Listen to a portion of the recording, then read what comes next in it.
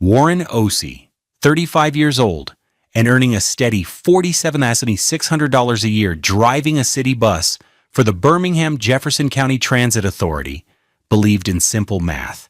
You work your hours, you get your pay, you have bills, you pay them.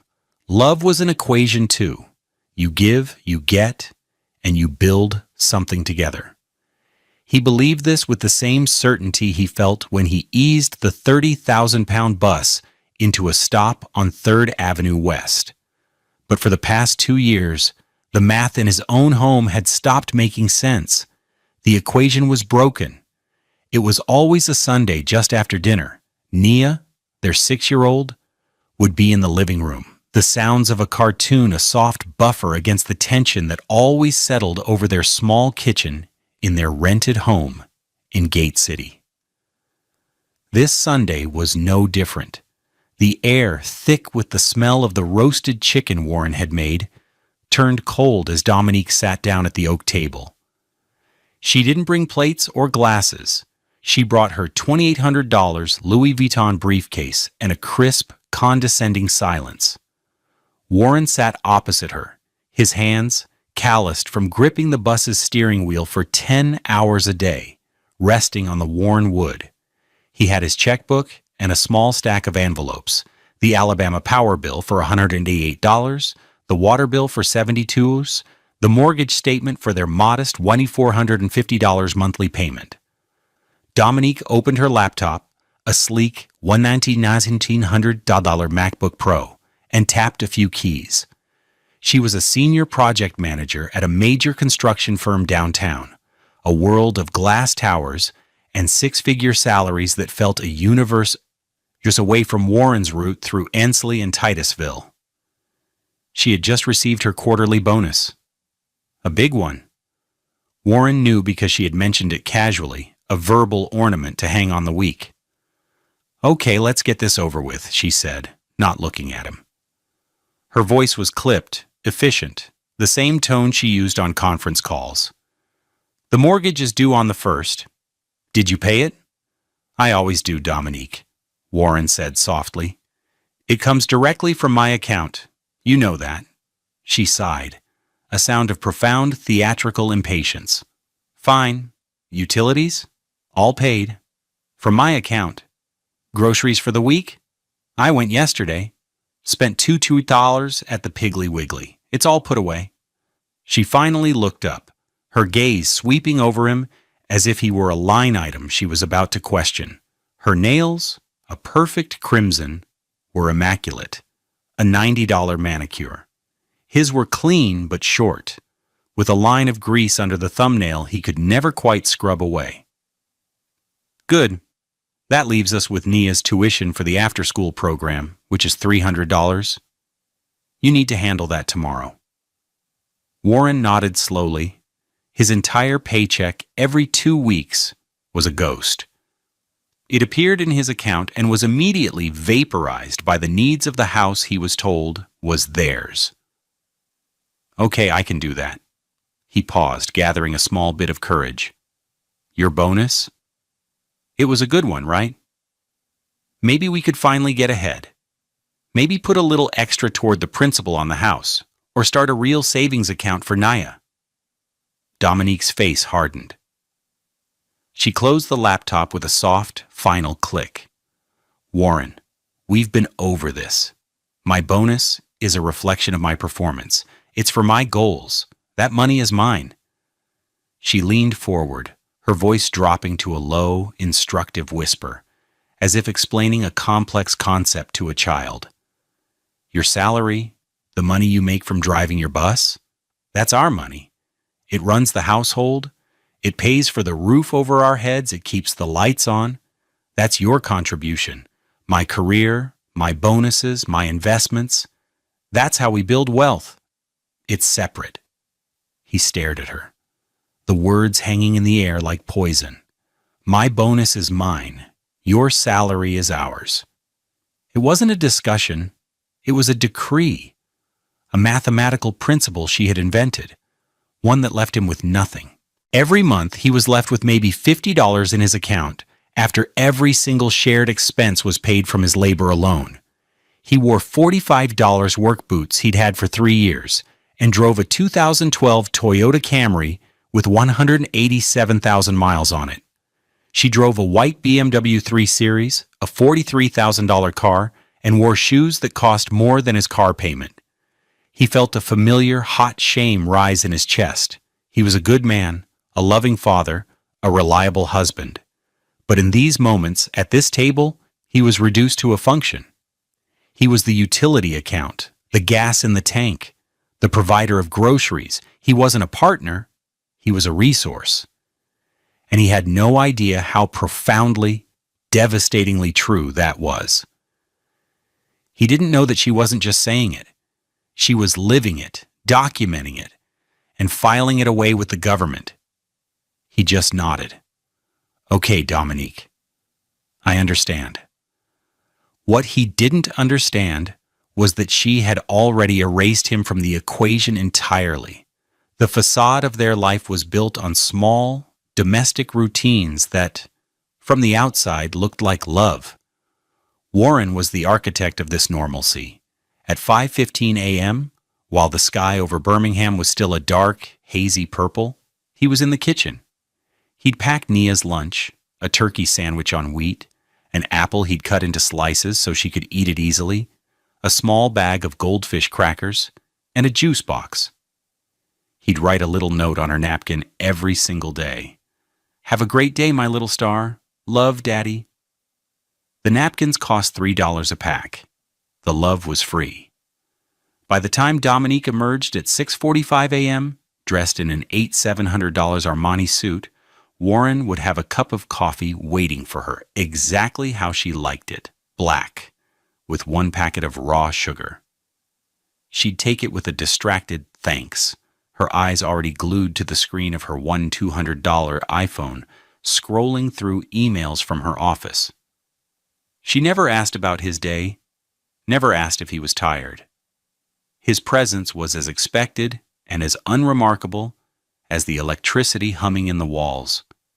A service he was providing. He'd get Nia up, a whirlwind of giggles and morning breath. He'd help her brush her teeth and gently work a comb through the beautiful tight coils of her hair, his large hands surprisingly deft as he gathered it into 2 neat puffs, securing them with the colorful baubles she loved. Daddy, can I have the blue ones today? She'd ask, her voice still thick with sleep. You got it, sweet pea, he'd say, his heart swelling. In these moments, his life made sense. This was the payoff. Dominique would leave at 7:30 a.m. sharp, a brief kiss on Nia's forehead, the only sign she acknowledged their existence. She never kissed Warren goodbye. He would then walk Nia to the bus stop, her small hand warm in his, before heading to the bus depot for his own shift. His life was a series of careful, loving acts of service, all funded by his modest paycheck. The contrast was stark and constant. On Saturdays, he'd spend the afternoon mowing their small lawn with a second-hand $150 mower he'd bought off Facebook Marketplace. Dominique would be at a spa in Mountain Brook, a $400 rejuvenation package she claimed was essential for managing her work stress. When the refrigerator broke, Warren spent a weekend watching YouTube tutorials and ordered a $78 replacement part, fixing it himself. That same weekend, Dominique bought a $2,400 Burberry dress for a company awards gala she was attending. You have to look the part to get the part, she'd explained, holding the dress up in front of her. The price tag was still attached, a small white flag of a world he couldn't access.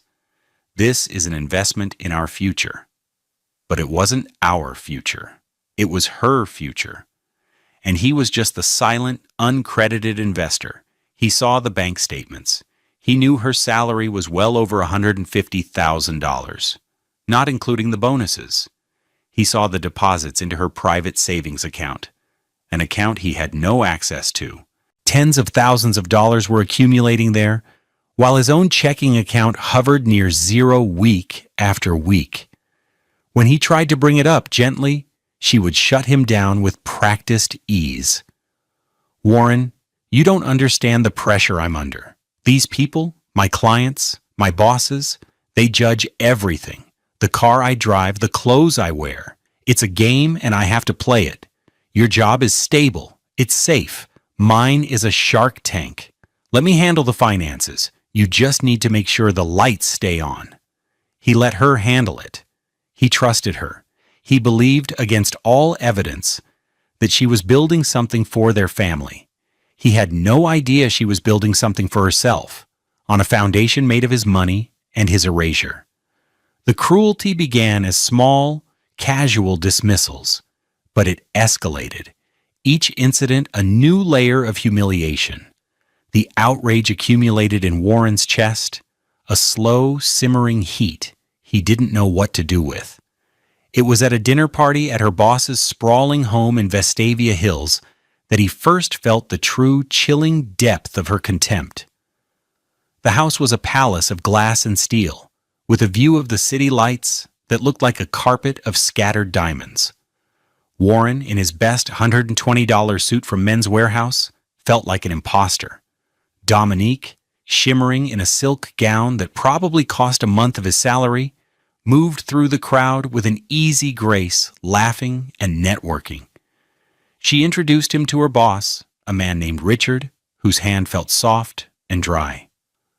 "Richard, this is my husband Warren," she said, her tone the same she might use to introduce a piece of furniture. Richard smiled a tight corporate smile.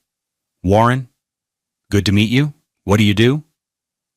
Before Warren could answer, Dominique jumped in, a bright, false laugh tinkling from her lips. "Oh, Warren drives a bus.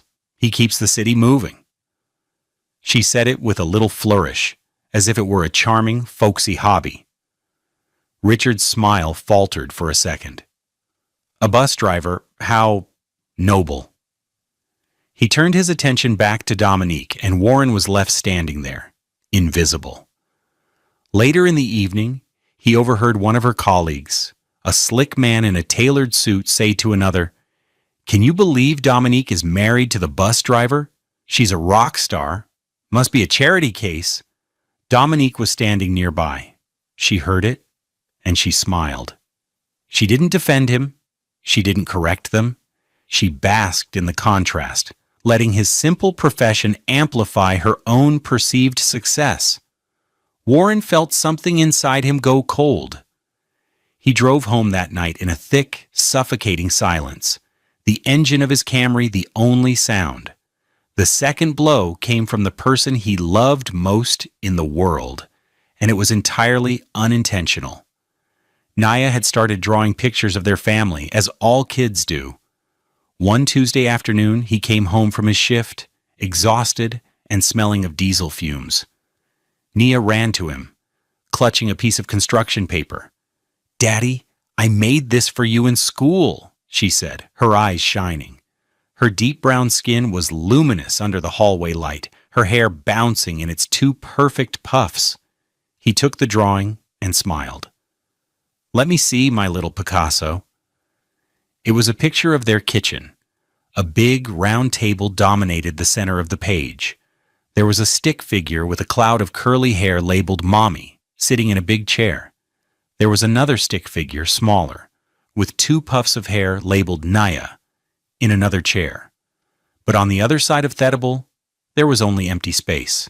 2 chairs, not 3. At the bottom of the page, in a child's wobbly scrawl, Naya had written, "Daddy's chair is always empty because he's paying for stuff." Warren's breath caught in his chest. The air left his lungs in a silent rush. He looked at the drawing, at the devastatingly simple truth of it. He was the ghost at their table. He was the invisible engine that made everything run, the one who was always away, working, so that the other two could sit at the table. He hugged Nia tightly, burying his face in her hair so she wouldn't see the tears welling in his eyes. "It's a beautiful picture, baby girl," he whispered, his voice thick. "The most beautiful picture I've ever seen." He taped it to the refrigerator right next to the Alabama power bill he had just paid. It was a constant, heartbreaking reminder.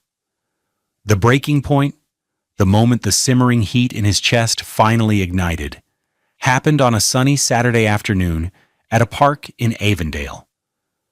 Nia was climbing the jungle gym, a fearless little monkey, while Warren watched from a bench.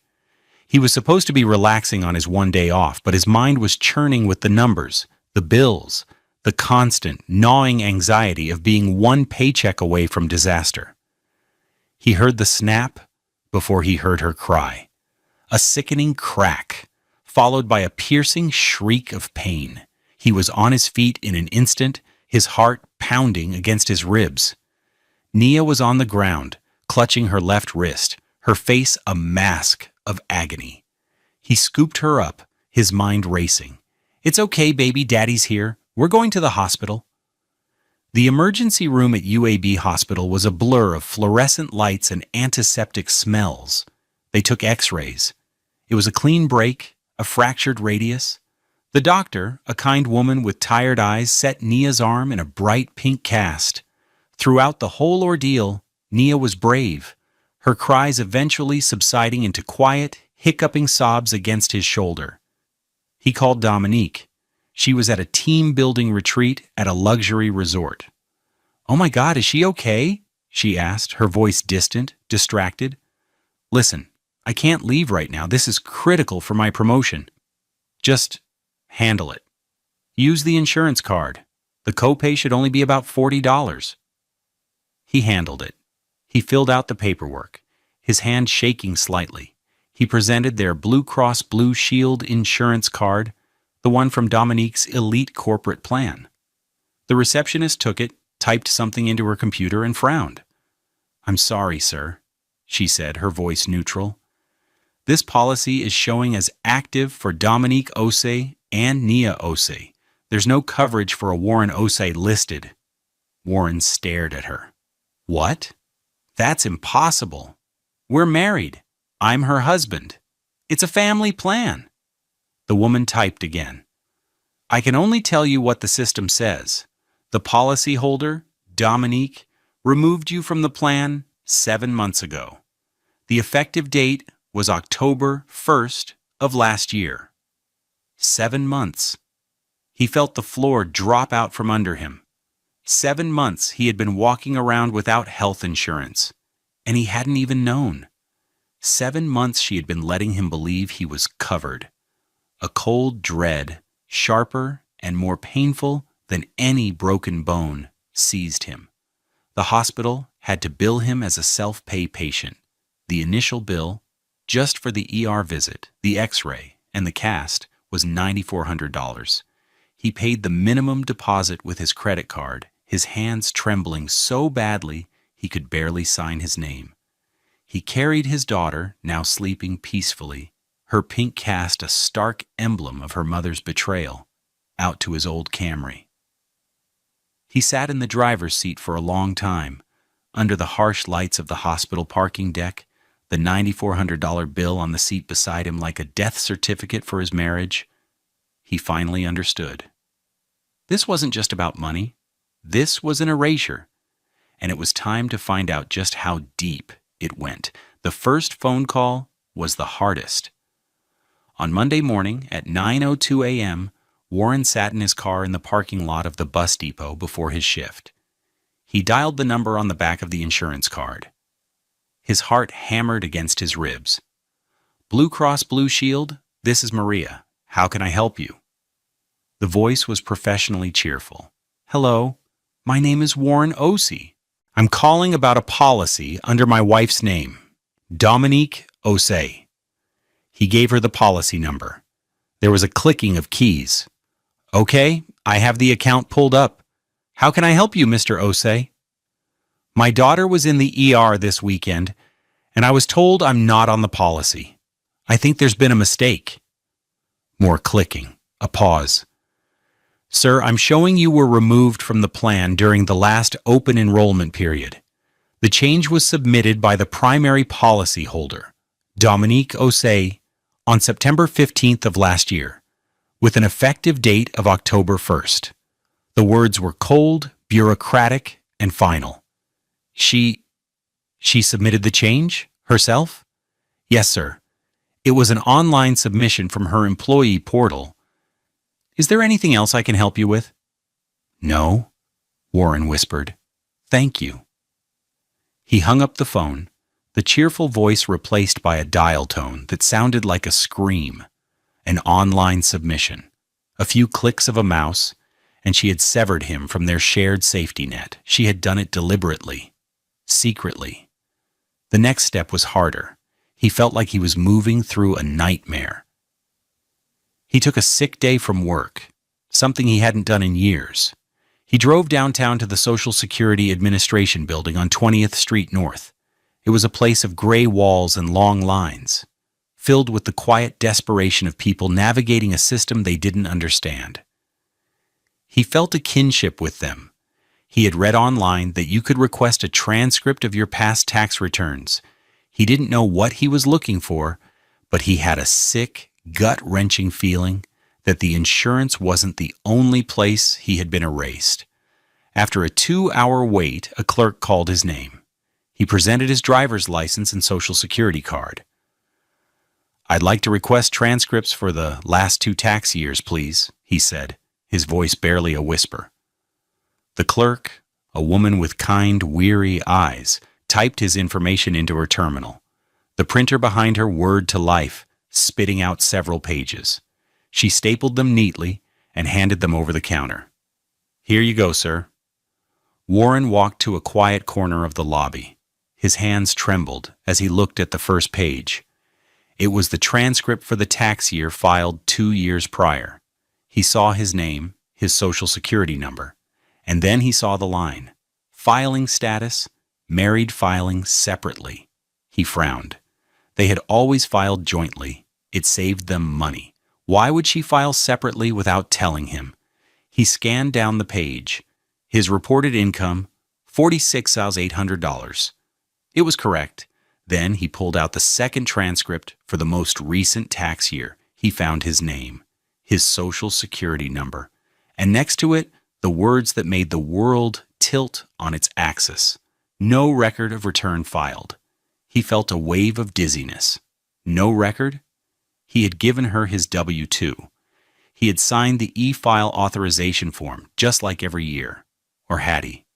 He tried to remember. It was all a blur of her handing him papers to sign while she was on a conference call. He had trusted her. He walked back to the clerk's window, his heart pounding. "Excuse me," he said, his voice cracking.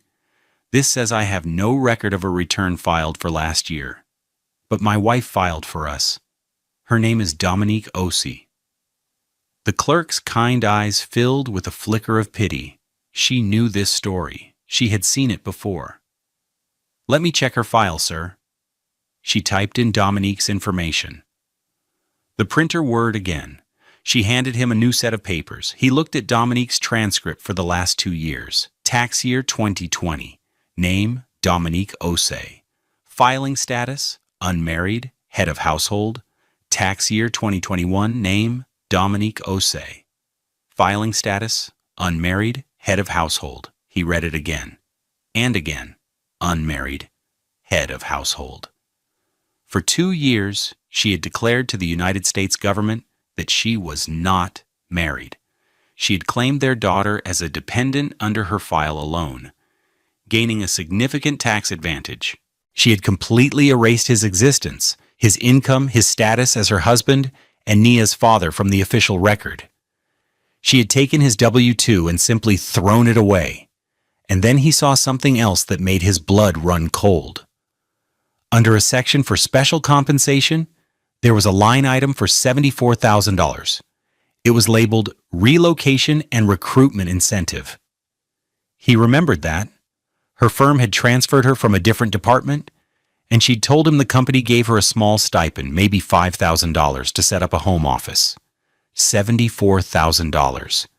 He suddenly knew, with a certainty that settled in his bones, that she had told her human resources department she had no spouse. that she was a single mother relocating on her own to claim the maximum possible package. He was not her husband. He was not Nia's co-parent. He was an unlisted, undeclared, off-the-books ATM, funding the life of a woman who was presenting herself to the world, to her employer, to the IRS, to her insurance company, as a self-made single mother. The air in the federal building felt thin, unbreathable. He stumbled outside into the bright Alabama sun, the papers clutched in his hand. The betrayal was so vast, so methodical, so complete, it was almost elegant in its cruelty. He sat on a concrete bench, the traffic on 20th Street a dull roar in his ears, and felt nothing. The rage, the sorrow, the humiliation, it was all there, but it was buried under a thick layer of ice. A cold, clear, and absolute certainty had taken its place. She had built a world on a foundation of lies, and he was going to burn it to the ground with the truth. The 4 months that followed were the longest of Warren's life. He lived a double existence. On the surface, he was the same man. He drove his bus route. He packed Nia's lunches. He sat through the Sunday budget meetings, his face a carefully constructed mask of placid agreement. He nodded as Dominique explained why her $300 purchase at Saks Fifth Avenue was a necessary business expense, while his request for $50 for a new pair of work jeans was fiscally irresponsible right now. He played dumb. He was an actor in the final tragic act of his own marriage. Every lie she told, every condescending remark, every casual act of financial cruelty was no longer just an insult. It was evidence. "Warren, I need you to sign this," she'd say, sliding a credit card application across the table. "It's for a new card, just for household expenses. It'll be in your name, of course, for credit purposes." He would sign it, knowing she was just creating another debt vehicle to be fueled by his salary alone. He'd take the document, and later that night, he'd make a photocopy and place it in a growing binder. His real life began after Dominique and Nia were asleep. He converted a small closet in their hallway into a makeshift office. He bought a $40 desk from Walmart and an old filing cabinet. There, under the dim light of a single bulb, he began to build his case. He became a forensic accountant of his own life. He went through years of his bank statements, meticulously highlighting every single transaction that was a shared household expense. Mortgage payment to Wells Fargo, $1,450. Check to $1,245, paid from WOC checking account. He printed the statement. Alabama Power, 180 acres, paid from WOC checking account. He printed the receipt. Groceries, Nia's clothes, doctor's copays, from when he thought they were insured, car maintenance, property taxes. It was all there. A relentless, damning river of money flowing from one source, his labor. He gathered 114 individual receipts, bills, and statements. He organized them by month, by category. The binder grew thick, a dense catalog of his contributions and her deception. It was 4 months of late nights, fueled by cheap coffee and a cold, burning sense of purpose. One evening, Dominique came home with a new piece of jewelry. A delicate gold bracelet with a small, diamond-encrusted charm. "It's a Cartier love bracelet," she announced, holding her wrist out for inspection. "A little gift to myself for landing the new downtown redevelopment contract." He looked it up later. It cost $2,400. That same day, Warren had paid the $72 water bill and the $98 gas bill. He printed the receipts and added them to the binder, placing them right behind a photo he'd taken of her new bracelet. The contrast was sickening. He needed help. He couldn't do this alone. He called his union steward, a man named David Jenkins. David was a big, quiet man who had been driving for the city for 25 years. They met at a Waffle House on a rainy Tuesday morning. Warren laid it all out. The separate finances, the lies, the insurance, the IRS transcripts. He opened the binder on the sticky table, the pages filled with his neat handwriting and fluorescent highlighting. David listened without interrupting, his expression growing grimmer with every page Warren turned. When Warren was finished, David was silent for a long moment, just stirring his coffee. Finally, he looked up, his eyes hard. "This is more than just wrong, Warren. This is theft, and it's fraud.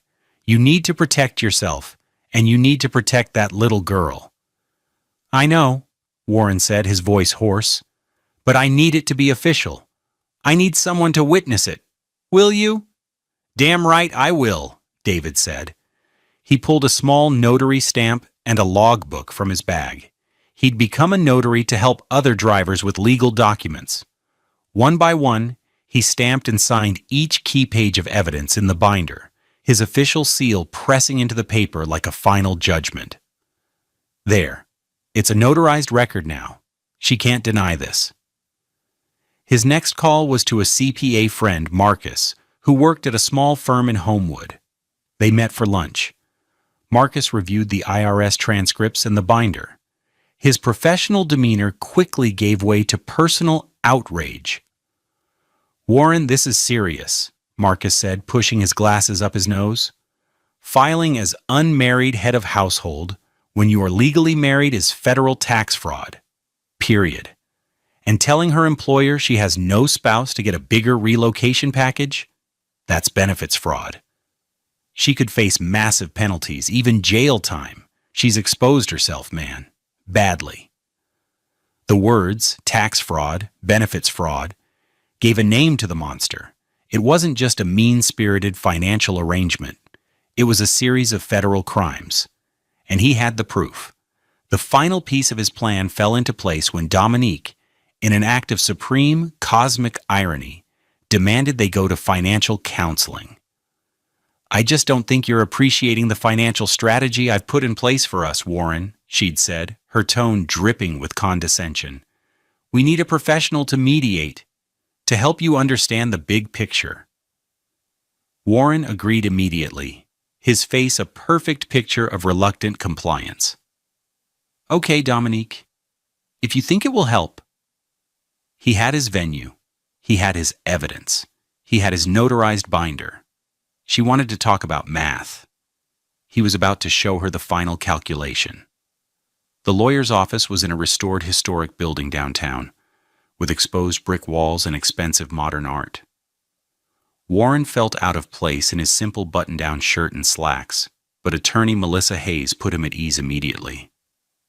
She was a sharp, focused black woman in her 40s, with a no-nonsense air that radiated competence. David, his union steward, had recommended her. "She eats sharks like your wife for breakfast," he'd said. Warren sat across a large mahogany desk from her, the notarized binder between them. He had already sent her a summary, but now he walked her through it page by painful page. The receipts, the insurance documents, the IRS transcripts. Melissa listened, her expression unreadable, her fingers steepled under her chin. She didn't interrupt. She let him tell the whole story from the first time Dominique said, "My bonus is mine, your salary is ours," to the discovery at the ER. When he finished, she was silent for a moment. Then she gave a slow, deliberate nod. "Mr. Ossie," she began, her voice calm and firm, "what your wife has done is not just grounds for divorce. It's a pattern of calculated financial abuse and criminal fraud. The binder you've compiled is one of the most thorough and devastating collections of evidence I have ever seen from a client." A wave of relief washed over Warren. He wasn't crazy. He wasn't just being sensitive. This was real. "So what do we do?" he asked. Melissa leaned forward. "We don't just react. We act. We don't just file for divorce. We launch a coordinated, multi-pronged strike that dismantles the fraudulent reality she has constructed. It will be quiet, precise, and inescapable." Over the next hour, she laid out the strategy. It was brilliant and ruthless. First, they would prepare a divorce filing. Not a simple no-fault petition, but one that laid out in excruciating detail the financial fraud as the primary cause. The binder would be submitted as Exhibit A. We will request a disproportionate share of the marital assets, given her dissipation and fraudulent concealment of funds, Melissa explained. The judge will not look kindly on this. Second, she would draft a formal benefits fraud complaint to the head of human resources and the general counsel at Dominique's firm. The complaint would include copies of the IRS transcripts proving she was married while claiming to be single to obtain the $74,000 relocation package. They are a publicly traded company, Mr. Osei. They will have zero tolerance for an employee committing fraud using their resources. They will likely terminate her immediately and demand repayment of the funds. Third, they would file a formal fraud report with the Internal Revenue Service using their whistleblower program. The report would include the transcripts and a summary of her undeclared income from the bonuses she had hidden. The IRS moves slowly, Melissa said, but they are a freight train. Once an audit starts, it doesn't stop. She will be liable for back taxes, interest, and severe fraud penalties. We're talking tens, maybe hundreds of thousands of dollars. Fourth, a similar complaint would be filed with Blue Cross Blue Shield's fraud investigation unit, detailing how she had removed her legal spouse from the policy under false pretenses, likely to lower her premiums. We prepare all of this in advance, Melissa concluded, her eyes locking with his. The divorce petition, the letter to her employer, the IRS report, the insurance complaint. We have everything ready to file. And then you go to your counseling session? She smiled, a thin, sharp smile. She wants a conversation about finances. You will give her one? You will present her with the facts, calmly and quietly. You will give her one chance to agree to our terms for the separation. If she refuses, if she lies, if she tries to manipulate the situation, you will simply tell her the filings will be submitted the next morning. She has built a house of cards. You will show her the gentle breeze that is about to knock it all down. Warren felt a surge of strength. For the first time in years, he wasn't a victim. He was a strategist. He was taking control of the equation. He spent the next 2 weeks preparing. He opened a new bank account at a different bank. He secured a small, clean 2-bedroom duplex for rent in Ensley for $810 a month, a place for him and Nia to start over. He bought a simple, round kitchen table from Walmart for $30 and 2 chairs. He was building his own honest life, one small, affordable piece at a time. The day of the counseling session arrived. Warren woke up feeling calm, the nervous energy replaced by a cold resolve. He dropped Nia at school, kissing her forehead and telling her he loved her more than anything. Then he drove to Melissa Hayes' office. She handed him a crisp manila envelope. Inside was a copy of the divorce petition and summaries of the fraud complaints. "This is your leverage," she said. "Remember, stay calm. State the facts. Let the documents do the talking. You hold all the cards, Warren."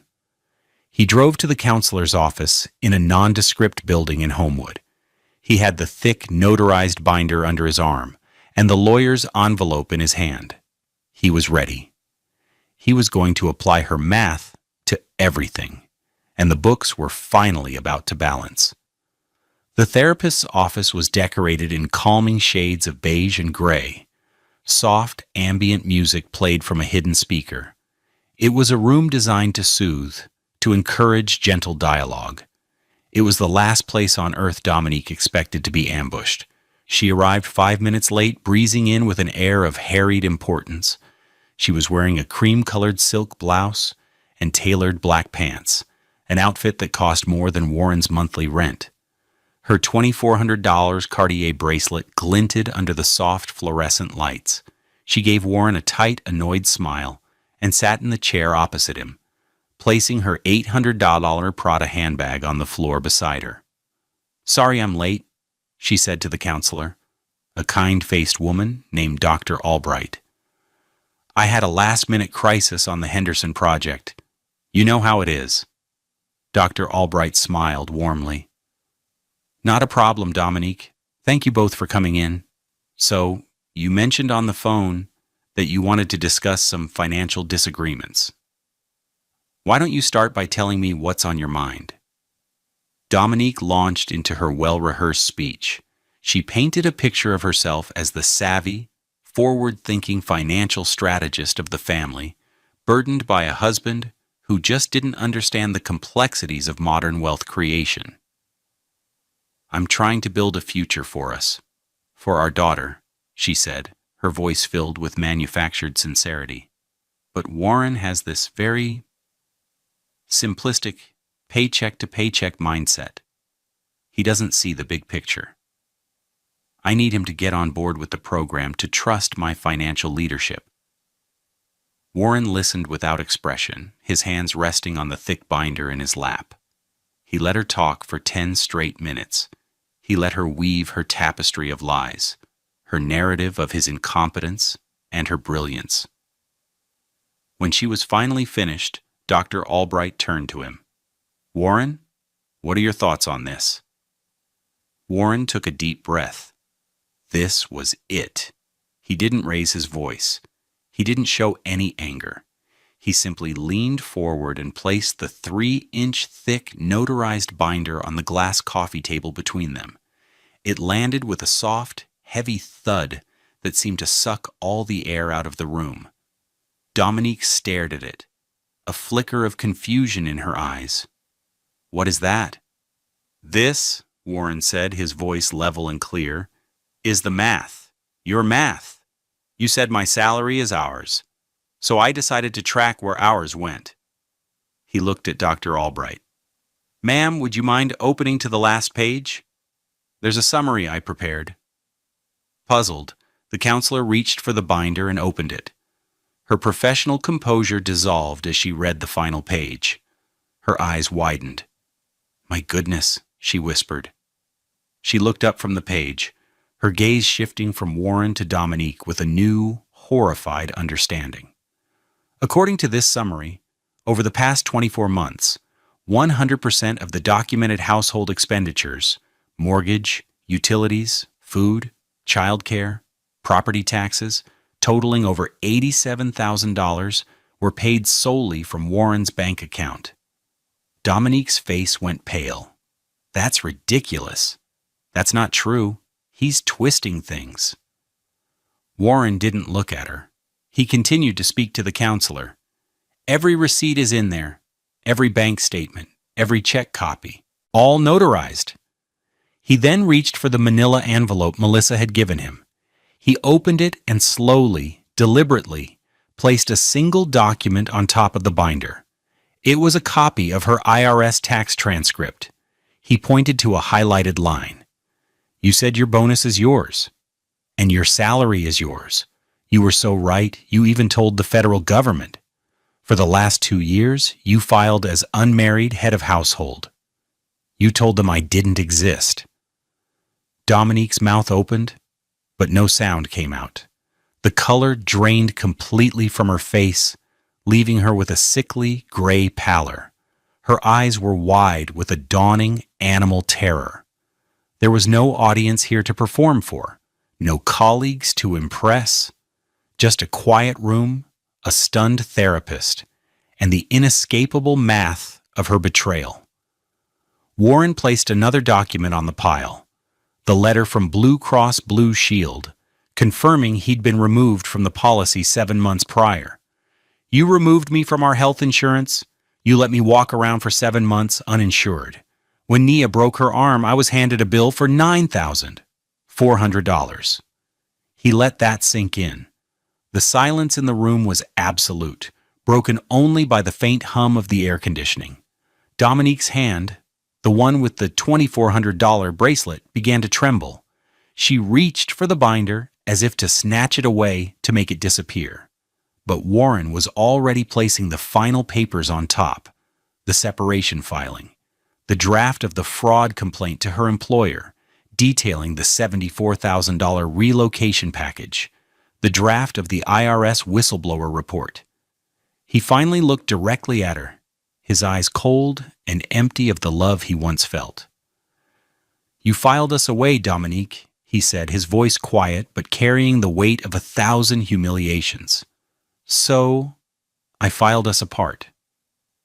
She stared at the papers, her mind finally catching up to the reality of her situation.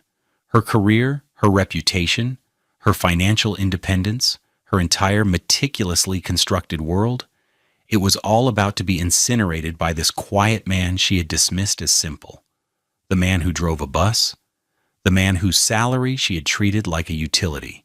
He had used her own logic, her own math, and brought it to its final, devastating conclusion. Her confident facade shattered, replaced by pure, unadulterated panic.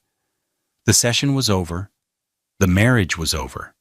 The accounting had just begun. The consequences cascaded, not like a sudden explosion, but like a slow, systematic demolition.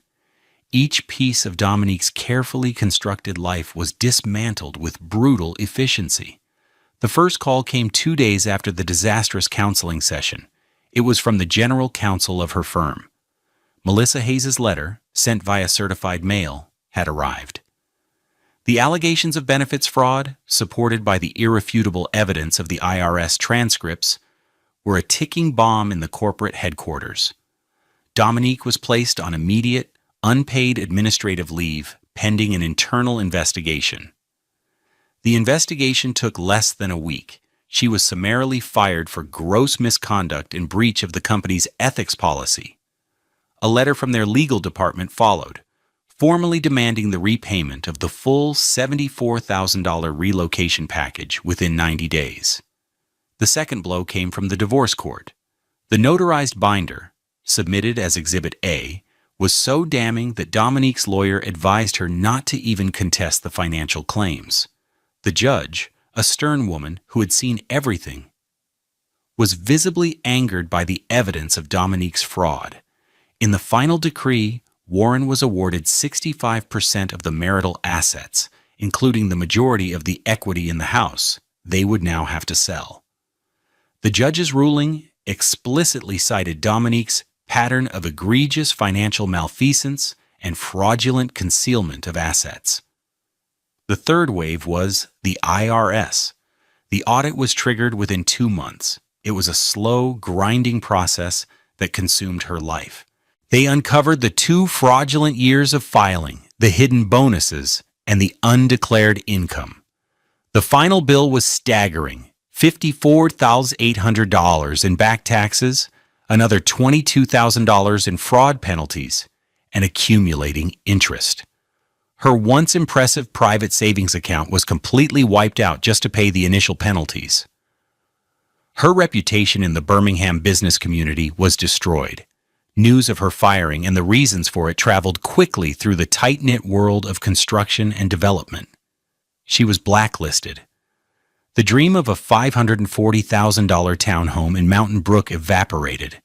She was forced to sell her white BMW 3 Series to cover her mounting legal fees. She was seen driving a 10-year-old Honda Civic, the same kind of practical, unglamorous car she used to mock. Throughout it all, her frantic voicemails and texts to Warren chronicled her descent. He never answered. He had them saved. A digital record of her collapse. The first message was angry, defiant. "Warren, you have no idea what you've done. You've ruined us. Call me back right now. We are going to fix this." A week later, it was justification. "You don't understand the pressure I was under. I did it for us, for our future. You're being so short-sighted. You need to call my lawyer and retract these insane allegations." After she was fired, the tone shifted to horror. "They fired me, Warren. They fired me. My career is over. Is this what you wanted? Are you happy now?" Then came the pleading. "Please, Warren. I'm sorry, okay? I'm sorry. We can work this out. Think about Naya. Please don't do this to our family." The final message, left 2 months into the ordeal, was just the sound of her, alone in her new, cramped apartment, sobbing uncontrollably, the sound of a world that had ended. He listened to it once and then deleted it. He felt no satisfaction. He felt no pity. He felt nothing at all. He was just closing a ledger. 1 year later, the sun streamed through the windows of a small, clean duplex in Ensley. The air smelled of coffee and the cinnamon raisin toast that Naya loved. Warren, now 36, stood at the stove, scrambling eggs. He moved with a new lightness, a sense of peace that had been absent for years. He'd passed his commercial driver's license upgrade exam 6 months ago and was now driving articulated buses for a higher hourly wage.